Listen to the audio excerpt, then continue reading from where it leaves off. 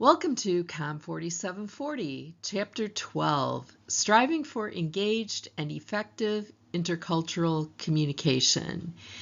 And it's fitting that this is the topic of our last chapter and our last unit, because in this presentation we're going to talk about how we've learned a lot about overcoming obstacles to effective intercultural communication and how becoming an engaged and effective intercultural communicator is really a lifelong process that involves increasing our awareness of some of the obstacles and overcoming those in our interactions with others. So let's get started.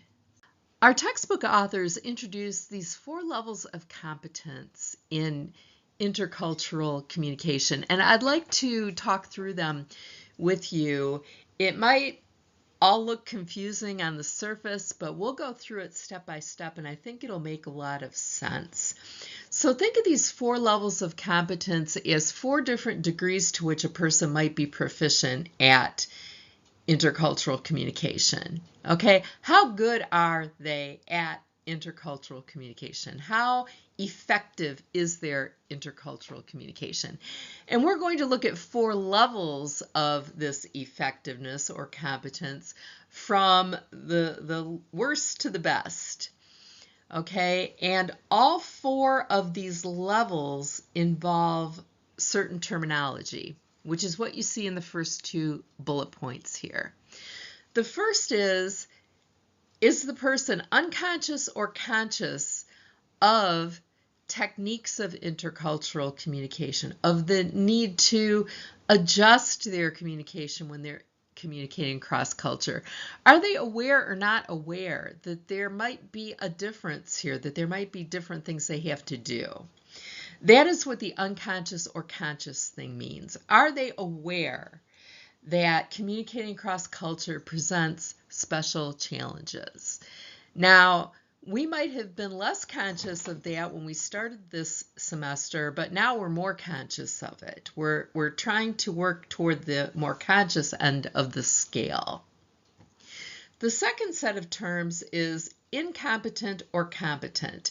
So this has to do with proficiency and skill. How good are you at effectively communicating across culture? We were probably less competent when we started this semester, and we're getting more competent. So we want to move toward the competent end of the scale. Now, these 4 terms, unconscious, conscious, incompetence, competence, can be combined in different ways to describe different types of people. And when you encounter these different combos, I want you to take each half of it and think about what it means. That will help you to remember what it means. So let's start with the 4 possible combinations of these words. The first one is unconscious incompetence. Okay, this is the so-called worst of the 4. So think about what those 2 words mean in and of themselves. Someone who's unconscious or they're unaware, and they're incompetent or they're not skilled. So the person who we would label unconscious incompetence is a person who is unaware of the challenges or pitfalls of effective intercultural communication, and they have no skill at it. So they're both unaware and unskilled at communicating across culture. I would imagine that you know some people like this. They might be your friends, your relatives, your family members that are kind of clueless about the whole idea of intercultural communication, or the idea that people from different backgrounds might communicate differently, completely unaware and not good at the idea that they might have to adjust their communication in order to get their meaning across if there's a cultural difference, right? So we're going to lump those people in the first category of unconscious incompetence. We don't want to be that person. We want to move toward being better. The second combo would be conscious incompetence. So again, to remember what this one means, take each word by itself. Conscious is the awareness part. Competence is the skill part. So this person is aware but unskilled. So what would that mean? Well, it would be a person who is aware that there's a cultural difference between them and the other person. They might be aware that some kind of adjustment needs to be made, but they're not skilled at it. They don't know what it is. They don't know how to do it. So this is a person who, when they encounter someone different, they might feel a little uncomfortable. They might be aware there's something they need to do differently, but they don't know what that is. They don't have the skills that we've been learning this semester. So an example of this might be someone who is cissexual and heterosexual who doesn't know anybody in the LGBTQ plus community, and then they encounter someone who is a member of that culture, and they might be aware that they should be using different words, like different pronouns or different ways of talking about someone's significant other, but they don't know what those are. So maybe they want to say the right thing, and they're aware that there is a better way to say things to communicate effectively with this person, but they don't know what that is. Okay, that would be the conscious incompetence person. So this person at least has awareness that when they're communicating across cultural difference, there might be a challenge there, but they're not sure how to navigate that challenge. Okay, so those are the first two combos, the incompetence ones. Let's move on to combo 3, conscious competence. Okay, this is a person who has both awareness and skill. This is what we're trying to work toward. Being both conscious of difference and the need to communicate differently across difference, and to be competent or to be skilled at it, right? So we want to be both of these things. So we're aware of the need to perhaps adjust our communication to get our meaning across when there's a cultural difference, and we have developed some level of skill at doing that. The fourth combo, this is an unusual one, unconscious competence. Let's break that one down and think about what it means. An unconscious person would be unaware of what they need to do, or unaware of making adjustment, or maybe the adjustment comes naturally to them, but they're competent, they're very skilled at it. This might be a person for whom skillful intercultural communication has become so natural that they don't have to think about it, which I think would probably be very rare. I think that most of us would strive for the third type of communication here, the conscious competence type. Now that you've heard all of these and we've examined all 4 of these combos and personality types, think about people in your own life who might exhibit these. And I'm sure you know people who exhibit the first 3. The person who's completely unaware and clueless that intercultural communication involves something different than what they're used to. The person who's aware of that but doesn't know how to do it. And the person who's both aware and knows how to do it. Which category do you fit into? And again, when you see these come up on an exam, and if you think, oh, all this conscious competence stuff, it's confusing, it makes my head want to explode because there's so many different combinations, just take each word by itself. Okay, so if you see the words conscious incompetence, take each word individually and what it means, and then put them together, and that will help you to remember the definitions. As we've been doing all semester, we're going to look at the social science, interpretive, and critical perspectives, this time on the question of whether a person is going to be an effective intercultural communicator or not. So we'll start with the social science perspective, which you will remember is the statistically based perspective that aims to be predictive, that aims to be able to say, if this, then that. So a social science perspective person would say that a person's traits can predict whether they'll be an effective intercultural communicator. And here are some of those traits that might be predictive according to this perspective. The first, motivation. What is the person's motivation? How bad do they want it? How willing are they to be uncomfortable? Maybe you're about to go visit a different country and you're studying up on the language and the etiquette there. You're highly motivated to be good at intercultural communication in that context. So the social science perspective would say that that high level of motivation is predictive of success. The second trait might be your knowledge of yourself and of the other. The more we know, the more we can adjust appropriately. You might have a positive attitude toward interacting across culture, a tolerance for ambiguity, a willingness to be uncertain, an empathy and caring for other people, a willingness to listen. Those things might be predictive of effective intercultural communication. And lastly, your behaviors and skills. If you come into the situation with a willingness to negotiate and compromise, a willingness to try to understand the other person, to be patient, to listen well. All of these things listed here could be predictive of whether or not you'll be an effective intercultural communicator. Note that these are traits a person might have. They could also be skills you could develop, but the social science perspective is going to look at a snapshot of a person in a place and time. So they're going to look at you right now. What are your levels of these things?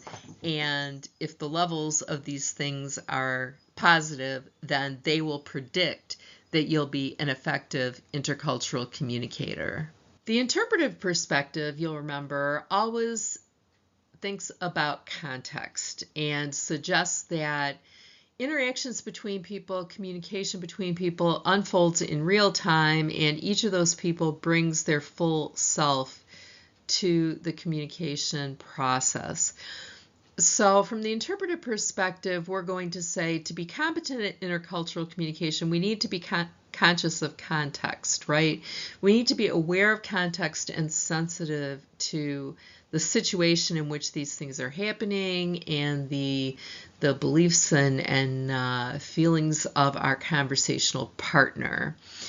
And to do that, we need to be aware of a lot of things, right? Not just what this person's culture is or where they're from, but also the building blocks of their cultural attitudes. Things like the historical roots. Remember the Seeds of Peace camp.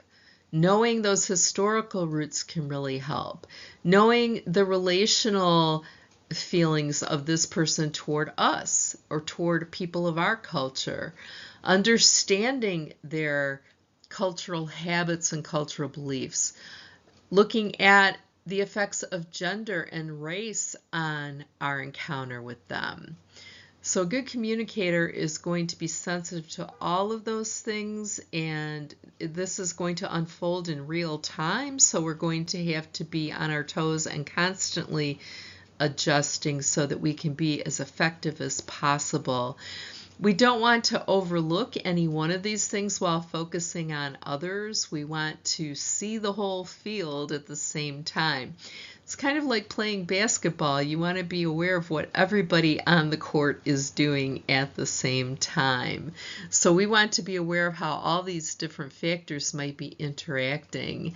The interpretive perspective presents a challenge to us because it requires us to be very aware and very much in the moment when we are communicating across culture. And the critical perspective, you'll recall, always looks at things like power imbalances, or is one person privileged and one person marginalized in the situation, right? The critical perspective wants to look at that dynamic. So when it comes to intercultural communication and being competent and proficient at it, the critical scientist would ask questions like this: who needs to be competent? Is it the privileged person or the marginalized person? Remember, we've talked about code switching and how it's the person in the position of lesser power that has the bigger burden of changing the way they communicate. Think about that. Who needs to be competent and who can just not think about it? Who decides the criteria for competence? What factors make you competent at communicating in a particular culture? In American culture, what are the criteria for being an effective communicator? To some people, it would be the ability to speak fluent English, right? So the question is then, who gets to decide that? Something worth pondering. And our third question here: why do we want to be competent? What is our motivation for being good at communicating across culture? And it might be one or more of these things. Are we interested in knowing how to interact with a particular person and being able to interact successfully with them? Are we interested in selling things, which might sound a little crass, but what I mean is it for business reasons that we would like to develop our intercultural communication in order to be more profitable in our business? That could be a motivation. To convert people to our way of thinking. A big part of persuasion is understanding the other person's position and standpoint and knowing what is supporting their belief in order to convince them otherwise. So the critical scholar needs to be aware of those differences in standpoint before they can begin to persuade. You might have been on a debate team at some point, or taken a public speaking class, or seen other people prepare for a debate and come across the idea of opposition research, that in order to convince someone to believe differently than they do, the first thing you have to do is understand why they think the way they do, right? And so understanding the building blocks of their opinion can help you when you're trying to persuade them. And then that last one, to improve the world. I mean, many of us are in this field of intercultural communication because we believe that effective communication across culture is one way of promoting understanding among people from different walks of life and different backgrounds, and that improving that understanding will enhance life for all of us. So improve the world might sound a little far-fetched, but we can improve our own worlds through more proficient intercultural communication. So I will leave you with these final thoughts on how we can improve. What exactly can we do? What tangible things can we do on a day-to-day basis to get better at this and to improve our own lives through our proficiency? Well, number one, plant seeds always. And here's what I mean by that. As a teacher, I always think I'm planting seeds, but I may not get to see the harvest. In other words, when we present new ideas to somebody else, they might not accept them right away. They might just kind of file it away in the back of their brain for later consideration.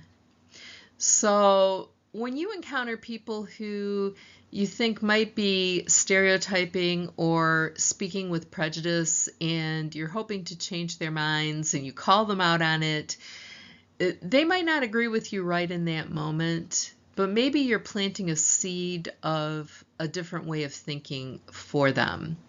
So this is one way we can improve our competences, always planting seeds of change. And, think of those kids at the Seeds of Peace camp. we can be seeds of peace as well in our own lives. Secondly, we can enter into dialogue with people that it might be uncomfortable for us to talk to, but to be willing to speak and to listen, to take part in that dialogic exchange. Be willing.